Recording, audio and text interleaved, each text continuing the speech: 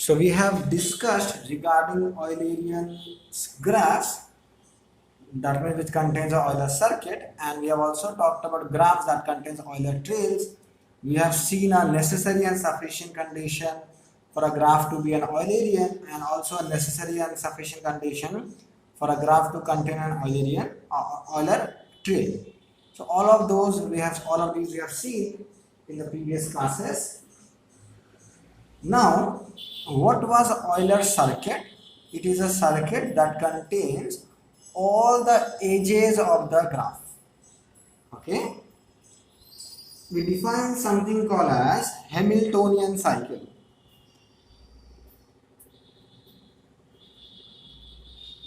Hamiltonian cycle. So, the name is Sir William Hamilton. Okay, he marketed a game called as Around the World. Okay, he marketed a game called as Around the World. So, what was the game? So, basically, I'm talking about Around the World. You can see in Google also about Around the World game. So, there was a dodecahedron. What is a dodecahedron? It is very difficult to understand. You can go through a image of dodecahedron. So it is basically like a platonic solid that has around 20 vertices. Okay, so I cannot draw it. Okay, just I will try to something like this.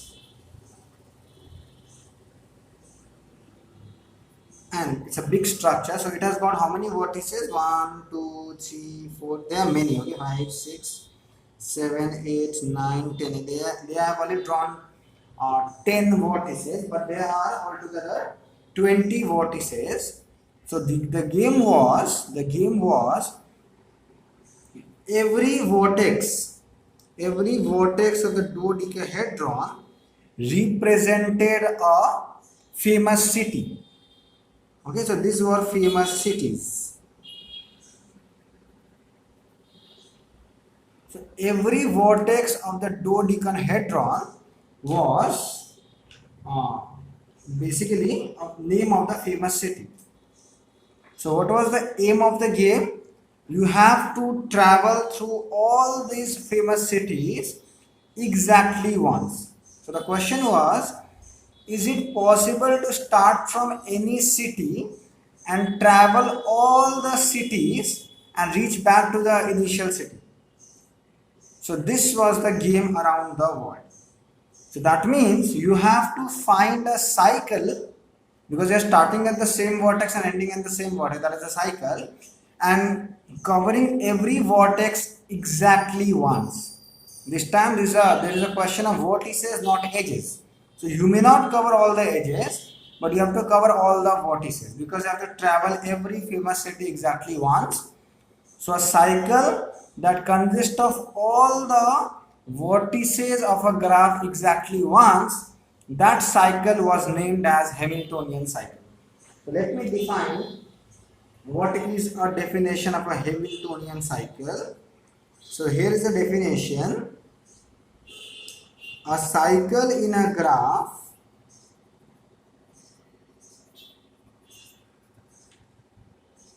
G is called a Hamiltonian cycle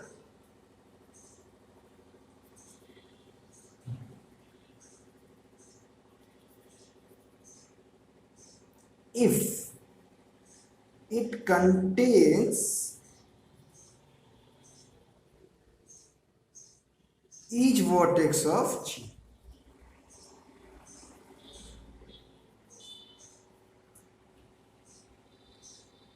Okay, so by definition of the cycle, it is clear that you have to start with, what is the meaning of a cycle? You have to start with one vertex and end with the same vertex. And so other than the first vertex, all other vertices must be repeated exactly once, except the first and the last vertex. The first and the last one will be same, but except that, all the vertices must be repeated exactly once. Okay, so that is the definition of a cycle, because cycle means that no vortices can be repeated. Keep that in mind. Okay, so you might feel that sir has written each vortex of G, that means vortices can be repeated. Doesn't matter. No, by definition of a cycle, it means that no vortex can be repeated. So now, if I look at this problem around the world, so the problem was to find a Hamiltonian cycle in this graph. This is not a complete graph, complete in the sense I have not drawn the actual figure for around the world. It is very difficult. I can show you, but that will take a lot of time. I'm just skipping that. So the aim was now to find a Hamiltonian cycle in this game around the world. So is it possible? Let's see. Okay. So if another definition back to back. So you know, a graph containing an Euler circuit is called an Eulerian graph. Similarly, a graph containing a Hamiltonian cycle is called a Hamiltonian graph. So if a graph G has a Hamiltonian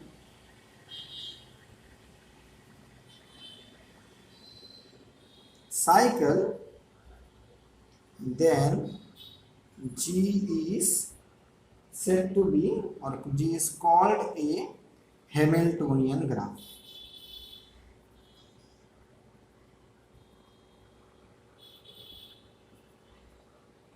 Okay, so I have another definition in the list. So a graph containing Hamiltonian cycle is called a Hamiltonian graph. So I will call them equivalent. Whenever I am talking about Hamiltonian cycle, a graph has Hamiltonian cycle. That means I can write that graph as Hamiltonian graph. Or if my graph is Hamiltonian, then I can say it has a Hamiltonian cycle. And definitely another definition, just like Euler circuit and Euler trail, similarly Hamiltonian cycle and Hamiltonian path. Another definition is of Hamiltonian path, not cycle. So I am removing the restriction that I have to start and end at the same vortex. Sorry, Hamiltonian path. So I have removed one restriction, that I can start. I don't have to now start and end with the same vortex. So what is the Hamiltonian path? A path in a graph G is called a Hamiltonian path if it contains each vortex.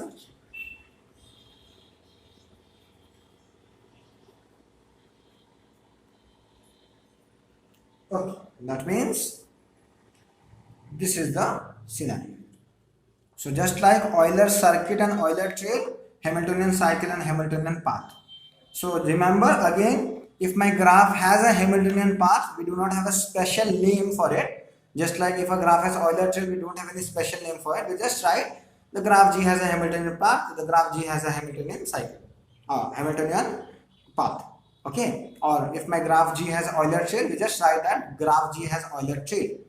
So when it contains a circuit, Euler circuit, we see that graph is Eulerian graph, and if my graph has Hamiltonian cycle, I will call that graph as Hamiltonian graph. But if it has some Hamiltonian path, there is no such special name to it. So am I clear with everything up to here? So basically, Euler played with the edges and Hamiltonian played with the vortices, right? Now the obvious thing that you want to ask now, sir, give some examples of Hamiltonian graph. So that is the first thing, we'll give some examples of Hamiltonian graph. So let me see this example.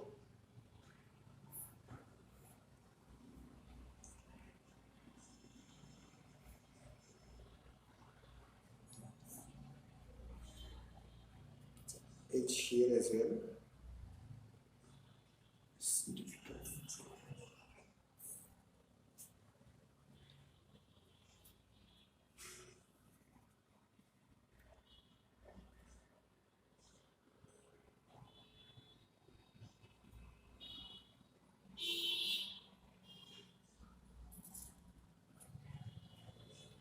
Okay, so this is the graph given to us.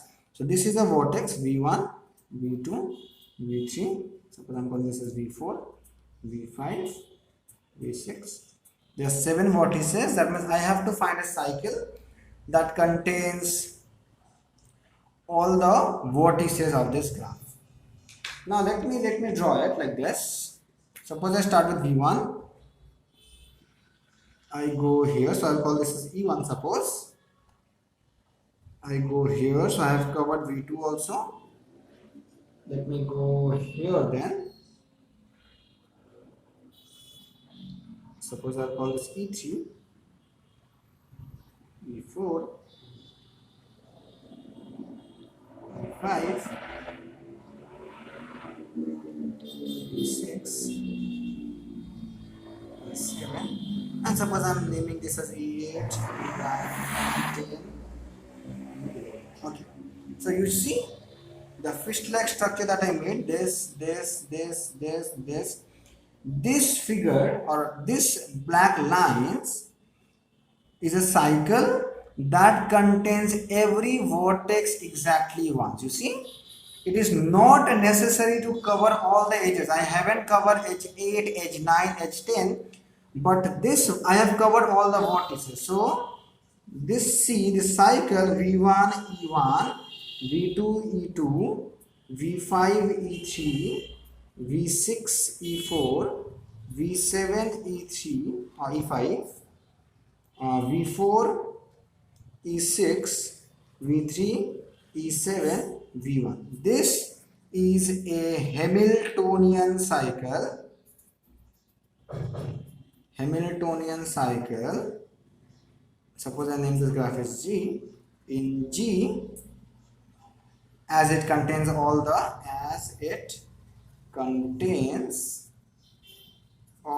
the vortices of G. So what can I say?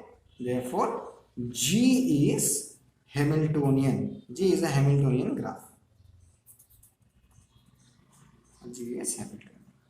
Am I clear? So it is not necessary to cover all the edges. Okay.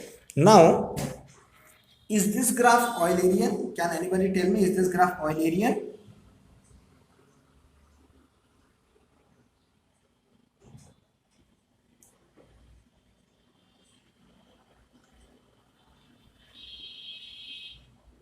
So answer is very simple. Why it is a no?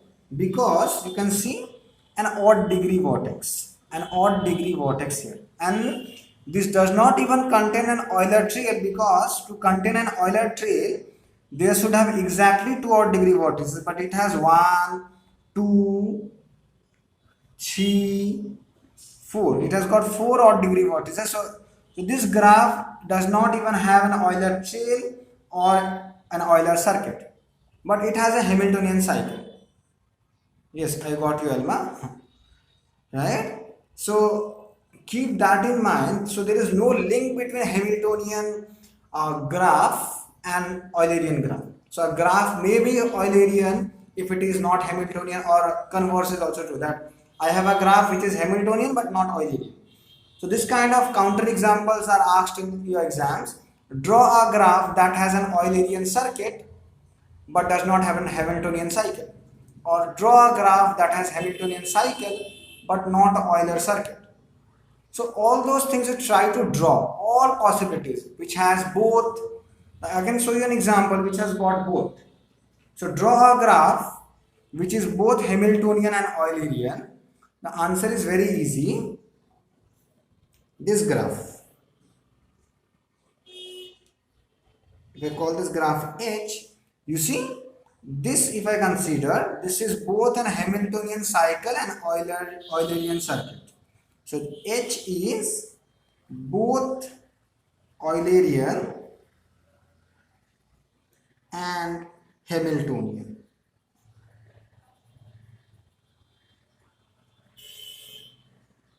Okay, so this kind of counter examples may be asked in your exams.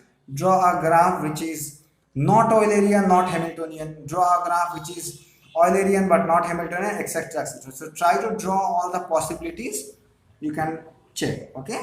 So which has Hamiltonian cycle but not Eulerian circuit, and etc., etc. I hope you are clear with these things, but I haven't showed you an example of a graph which is not Hamiltonian. You will see a bit later.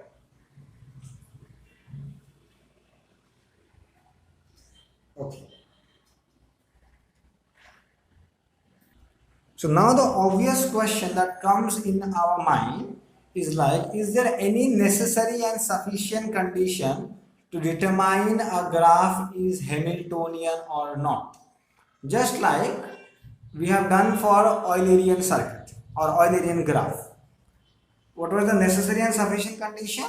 If my graph is Eulerian, then the degree of all the vertices will be even, and the converse is also true. So that is why I am talking about necessary and sufficient condition. So if my graph has all the even degree vertices, the graph will be Eulerian, or if it is not true, then the graph is not Eulerian. So now we want to answer a similar question. Is there any necessary and sufficient condition to determine whether the graph is Hamiltonian or not? Unfortunately, the answer is no. This is an open problem in graph theory, that try to find a necessary and sufficient condition to be Hamiltonian. If you can answer it, you can win crores and crores of rupees. So you try to find a necessary and sufficient condition for a graph to be an Hamiltonian. That means if this happens, then the graph will be Hamiltonian, and the converse is also true. That means if this is Hamiltonian, this must happen. So if you can find such a statement, then you can win a crores and crores of rupees. So this is an open problem in graph theory. It is not answered yet. Okay. Now we have some necessary conditions and some sufficient conditions. Let's do that. I do not have a necessary and sufficient condition together, but I have some necessary condition and some sufficient conditions. So let's do those. So what is the necessary condition to be Hamiltonian is this. So let G equals to VE, some graph. V is the vertex set, E is the edge set of the graph. So be a simple graph. Be a simple graph with n vertices such that G contains a Hamiltonian cycle. That means I am assuming my graph is a simple graph, and I am assuming that my graph is Hamiltonian. So if my graph is Hamiltonian, then this condition will happen. Let V1, V2 Vt belongs to the vertex set where T is less than n. That means you are choosing some vertices from the vertex set strictly less than n. Okay, so if your vertex set is suppose 10 vertices, you are choosing 5 at a time, 7 at a time, etc., 2 at a time. So you're choosing this many vertices from the graph. Then the number of components in the subgraph G is equals to, in the subgraph G minus, so let me give this subgraph G1 is G minus V1, V2 Vt is less than or equal to 2.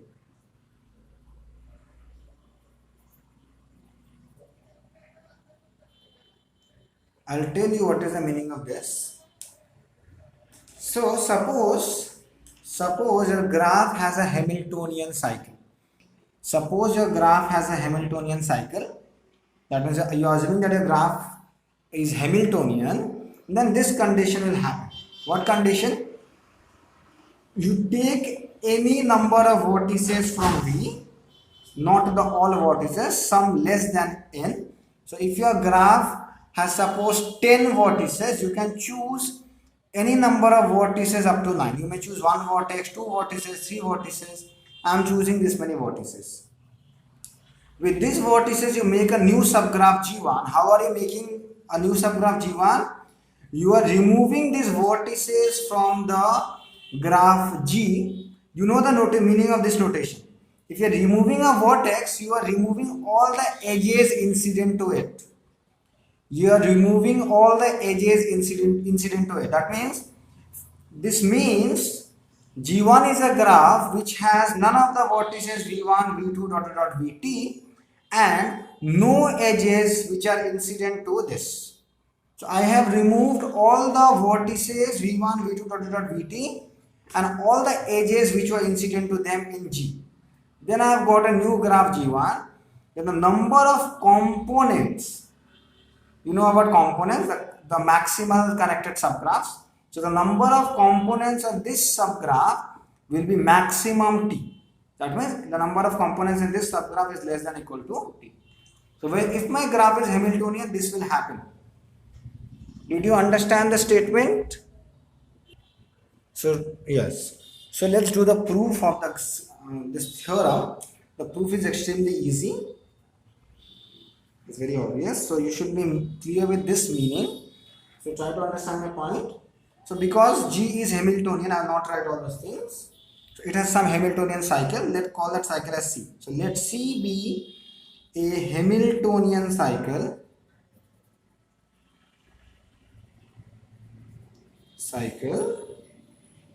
In G. So let C be a Hamiltonian cycle in G. Okay, good enough. Now by the definition of Hamiltonian cycle, C contains all the vertices. So now C contains all the vertices of G. So this is by definition of a Hamiltonian cycle. Keep that in mind. By the definition of an Hamiltonian cycle, C contains all the vertices of G. Okay. So try to understand my point. When I am deleting these vertices from G, so I am also deleting those vertices from C as well. So this is what I will write. So let me explain you using a simple diagram.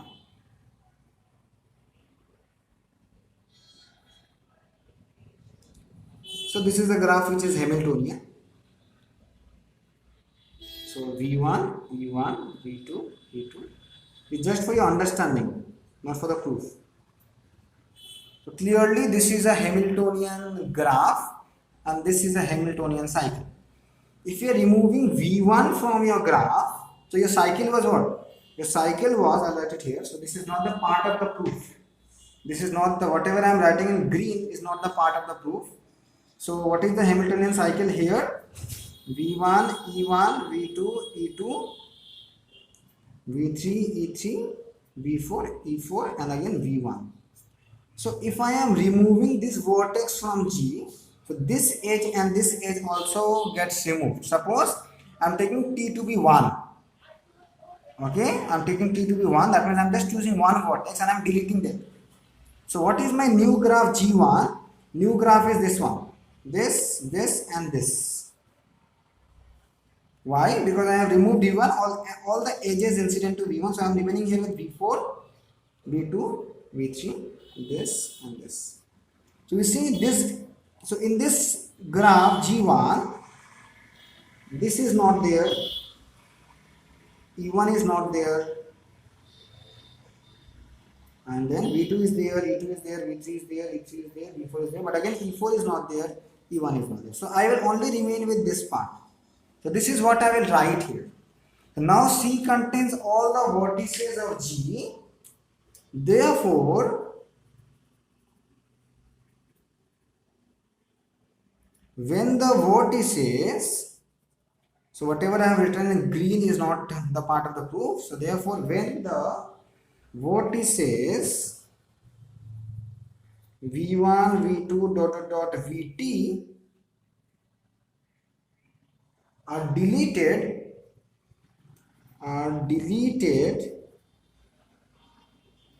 together with the edges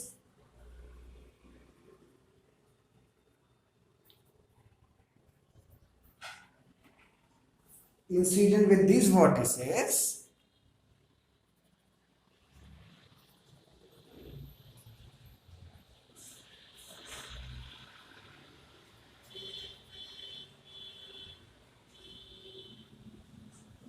then they are also deleted from C. So I hope it is very much clear to you all, because when I am removing these edges and these vortices, so definitely they will, so you cannot find a same C here, right? By the way, this is not Hamiltonian because this is not Hamiltonian because you cannot find a cycle on it. But my point is simple. If I am removing a vortex from here, now this vortices and those edges which are incident to the vortex will also be not a part of C. Am I clear?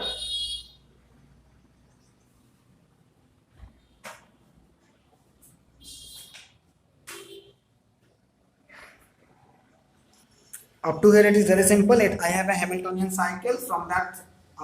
Now when I am deleting those vortices, I am also deleting those vortices and edges from C. Okay. So try to understand my point. The next line that I will write is very interesting. As a result, try to understand my point. Cycle C is divided into at most T pieces.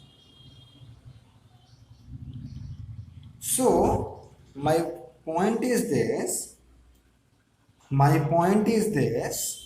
when I am deleting those, then my cycle C is divided into at most T pieces. So you see here in this case, when I have deleted, so my cycle is simply a single piece now. There is no broken pieces here. Let me give you another example to explain this part. You just copy this down. I'll tell you what is the meaning of this. Let me write one more thing. So as a result, cycle C is divided into at most T pieces which contains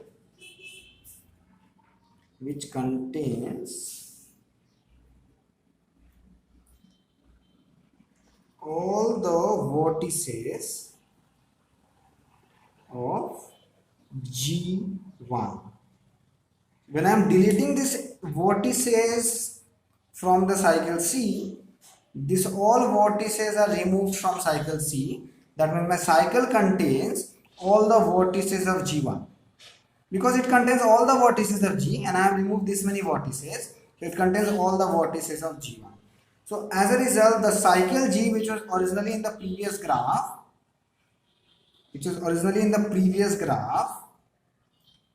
is divided into at most T pieces because I am removing those T vortices, and that cycle will contain all the vortices of G1.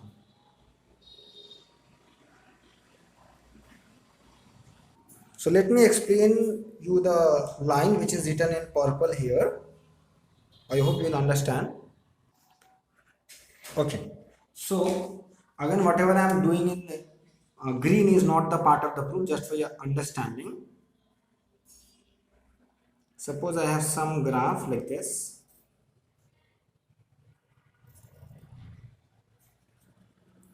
V1, V2, V3, V4, V5. I'm naming the edges E1, E2, E3, E4, E5, E6. This is a graph. Clearly this graph is Hamiltonian because this cycle you consider V1, E2, sorry, and V2, E3, V3, E4, V4, E5, V5, V5, E1, V1. So this is your Hamiltonian cycle, this one. Okay, this is your Hamiltonian cycle. I have not used the H6. Now, let me draw this graph G1 as G minus, I am removing the vertices V1 and suppose I am removing V3. I am removing these two vertices from the graph. So what will I remove? What will I get? So this is my new graph G1 which do not have V1. So these three are not there. So I have V5 here, but this edge is not there, this edge is not there, this, because if I am removing this, I am removing all three edges. This edge is here, which is V4, and again if I am removing V3, so this edge is not here, this edge is not here, this is not here, this is not here, this is not here. So I will only simply remain with this one, and I have some vertices, so V5, V4, and here I have V2, right? So my point is this, the cycle this time has been divided like this, V5 to V4, that means here, no? This part is remaining in the cycle, and this part is remaining in the cycle. So look at your cycle. Initially your cycle was like this. Now your cycle consists of only two parts. One part this, another part this. So your cycle is divided into small pieces. One piece this, another piece this. So my point is this, when you are removing two vertices, your cycle will be divided into at most two pieces, not more than two pieces. When you are removing three vertices, your cycle will be divided into at most three pieces, not more than that. Am I clear now? So this is the last line I have written. So as a result, cycle C is divided into at most t pieces, which contains all the vertices of G1. So this is again very interesting, all the vertices of G1. So try to understand my point. So this cycles are always connected, keep that in mind.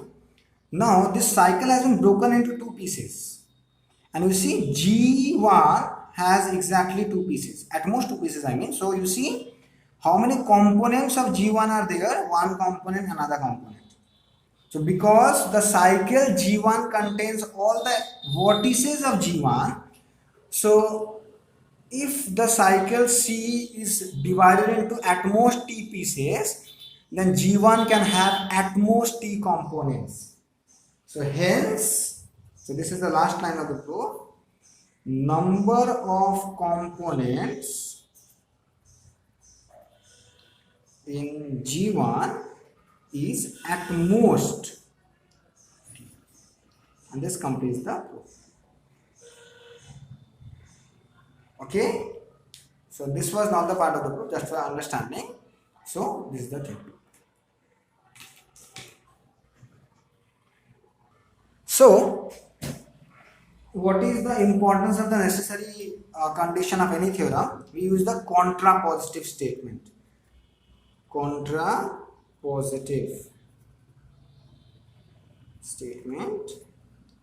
So what will be the contrapositive statement? So you always remember the contrapositive. So here I have P implies Q. The contrapositive statement is negation Q implies negation P. That means if this condition does not happen, then this will not happen. So consider P as Hamiltonian, that your graph G is Hamiltonian, that is short form, and Q is that condition. That means if you remove T edges, then the number of components in G1 can at most be T. That means if this condition does not happen, then your graph G is not Hamiltonian. So this part will be very much essential to prove so many things, or that it will be essential to show that your graph is not Hamiltonian. Let's see an example. How?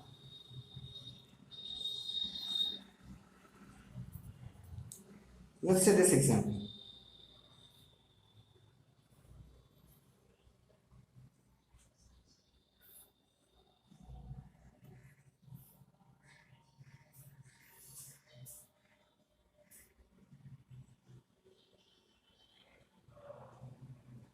Let's say this example. Okay, so this is V1, this is V2, this is V3, this is V4, this is V5, this is V6. I'm asking you a question whether this graph G1 is Hamiltonian or not. I'm asking you a question that tell me whether this graph G1 is Hamiltonian or not. The answer is this way. Consider this graph. G1 equals to, you remove one vortex. Suppose I am removing one vortex, V1. I am removing V1. So what is G1? Let's try to draw G1 then. So G1 is this graph. So I will draw in the next page. So you can remove any vortex and check, keep on checking. I am removing V1. So try to understand my point. When I am removing V1, this edge, this edge, this edge, this edge, this edge, all are getting removed. So my G1 is something like this. I'm trying to draw here only, okay? So G1 is something like this. I have somewhere here V6, I have somewhere here V5, I have an edge connecting them, I have somewhere here V4, I have somewhere here V3, and edge connecting them, I have here V2. Because this edge, this edge, this edge, this edge, this edge are all removed. I am removing this all. So I will remain with this, this and this. How many components of G1 are there? You can see 1, 2, 3, because there are 3 connected parts. So number of components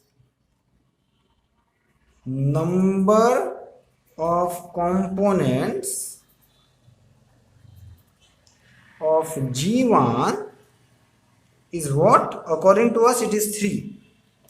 According to us it is 3. But if you look at the previous theorem, what it said, if a graph is Hamiltonian, then the number of components in G1 cannot be more than 1. Right? That was the statement. You see, if the graph is Hamiltonian, then the number of components in G1 cannot be more than 1. Why more than 1? Because I am removing only one vortex. So if you look at the statement, it says that if your graph is Hamiltonian and suppose you are removing t vortices from your graph, then the number of components in G1 can maximum be t. So what I am seeing here, if I am removing one vortex, then it should have maximum one component, but it is not the case. So this is not less than 1, but this is greater than 1. So the condition is not satisfied. Remember this. So I have this. The condition is not satisfied. Negation Q. What was Q? If you are removing t vortices, the number of components in G1 must be t. At most t. Must be at most t. But what I am saying, if I am removing one vortex, the number of components should be at most 1, but it is coming as 3. So, by the necessary condition of the theorem, G cannot be Hamiltonian. I don't know how many of you understood this.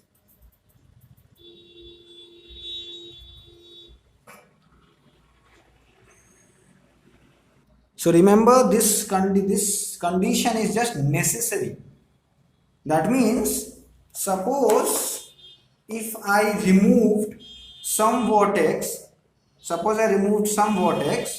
and if I am getting the number, suppose I am removing 2 vortex and I am getting the number of components as 2, that means the condition is satisfied, but you cannot say that the graph is Hamiltonian. Okay, so even if condition is satisfied, it is not necessary that your graph will be Hamiltonian. So this is just a necessary condition. So you always remember the use of necessary condition. The converse of the necessary condition is very much true. Okay, sorry, the contrapositive, not converse. The contrapositive of the necessary condition is useful to us. Necessary condition will not be applicable. We are mostly interested in the contrapositive statement. Like you have done in case of real analysis, if a series is convergent, if the series is convergent, then the term limit should go to 0, right? So this is the necessary condition, but the converse is not true. That means if the term limit is going to 0, you cannot conclude that the series is convergent. So this is just a part. So even if in some graph you are removing a vertex or two vertex and the condition is satisfied, do not write that graph is Hamiltonian. Okay, so the contrapositive part of this statement is only true, not the converse. You can find some counter examples. It's not that difficult to find a counter example. You can find a counter example that you find a graph which satisfies the condition, okay, but the graph is not Hamiltonian. I hope the Peterson graph will work. I don't know now, you can check. I have not studied it lately. Okay. So next theorem is the sufficient condition. So there are two sufficient conditions. So I will not do the proofs of the sufficient conditions. Again, I have the same thing to say. I do not have much time and they do not have written any such details of Hamiltonian graph. They have just said Hamiltonian graph. So you will study about Hamiltonian graphs in much more detail in your higher studies if you study graph theory. So this is, we have two sufficient conditions for Hamiltonian graph. This is known as Orr's theorem. Orr's theorem, because I cannot teach everything now. So the sufficient condition says like this: let G be a simple connected graph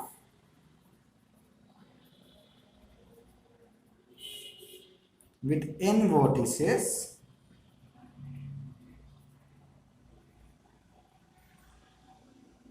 where n is greater or equals to 3.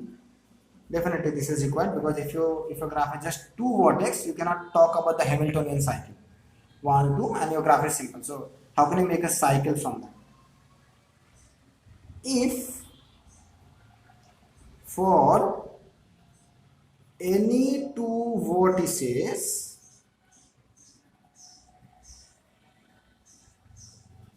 u and v of G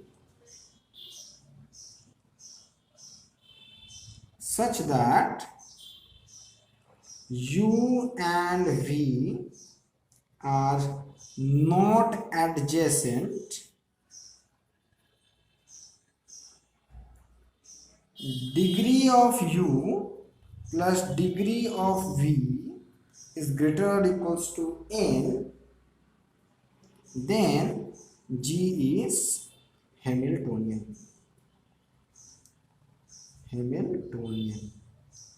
So this is the first sufficient condition.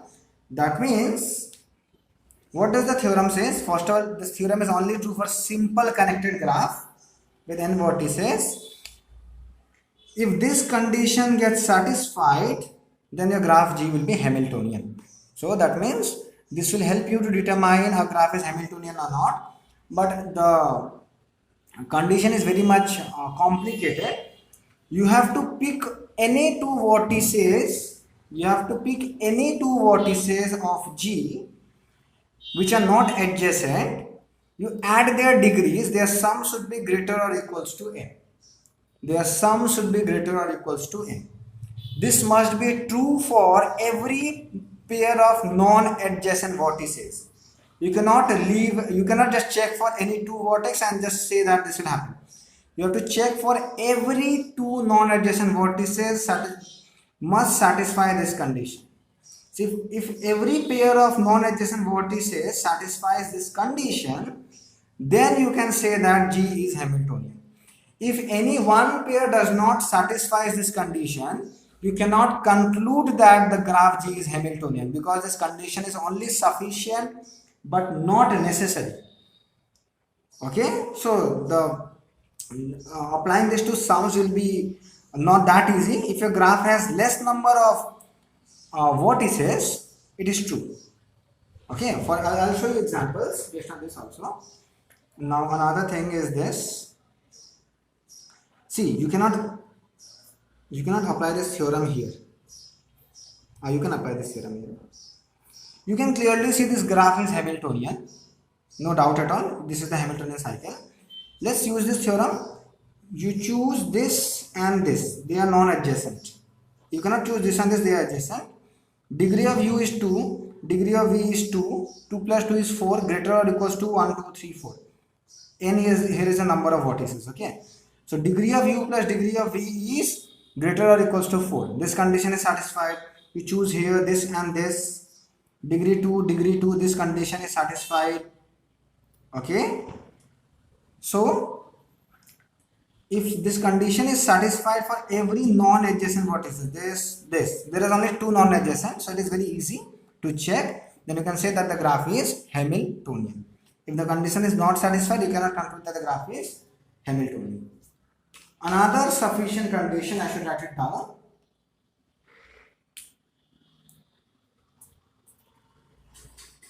So another sufficient condition to determine whether the graph is Hamiltonian or not. So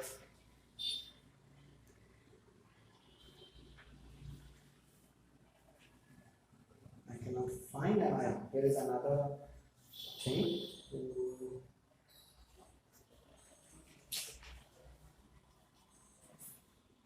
Yes, this is another sufficient condition.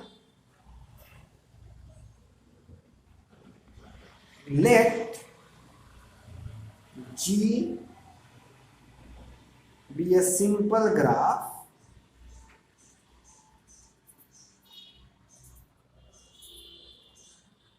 with n greater than 2 vertices, or n greater or equal to 3 vertices, if each vertex has degree at least n by 2,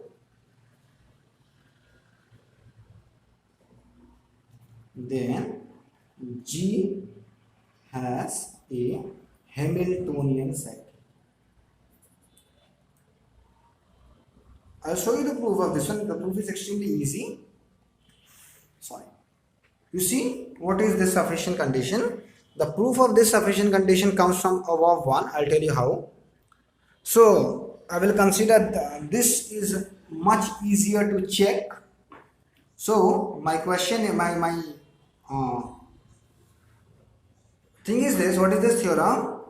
If the degree of every vertex is at least n by 2, what is n? N is the number of vertices. Then G has a Hamiltonian cycle. The proof comes from this one. Extremely easy. Because the degree of any vertex is n by 2, so you choose any two vertices, its degree is more than n by 2, greater or equals to n by 2. Another one, for another one also it is greater or equals to n by 2. So this is n by 2, this is n by 2 at least. So this is greater or equals to n automatically. Hence G is Hamiltonian. Did you understand what I did here? The proof of this one comes directly from this one. Because if the degree of every vertex is at least n by 2, then you choose any two vertices, its degree is at least n by 2, its degree is at least n by 2, their sum is n, so their degree is at least n, this condition is satisfied, and then G will be Hamiltonian. So proof done. Why done? It is the application of the previous theorem. Am I clear or not clear? So this is a much stronger theorem than previous one. Yes. So, and this is much easier to check. So I will give you one or two more examples, then I'll complete today's class. Suppose I have some graph. Achha, what about K5? Is K5 Hamiltonian? K5 means complete graph on 5 vertices. What do you think? Is K5 Hamiltonian? Yes, it is Hamiltonian because in K5, degree of every vertex is how much? is 4, which is greater or equals to 5 by 2. By the previous theorem, to be Hamiltonian, the sufficient condition was what? Degree of every vertex will be greater or equals to n by 2. N here is 5. So 4 is greater or equals to 5 by 2. Therefore, K5 is Hamiltonian. Understood my point? I can actually say in general that Kn is Hamiltonian, n is greater or equals to 3, because when it is 2, I do not talk about Hamiltonian cycle only, because in K2 is just this. So this cannot have a cycle only, okay? So that is the reason I am interested in n greater or equals to 3. So Kn is Hamiltonian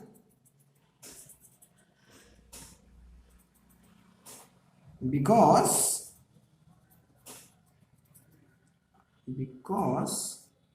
degree of every vertex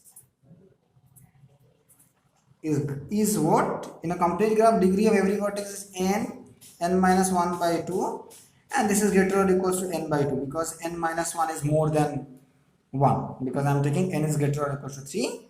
So the condition has been achieved. Therefore, it is Hamiltonian. Understood my point?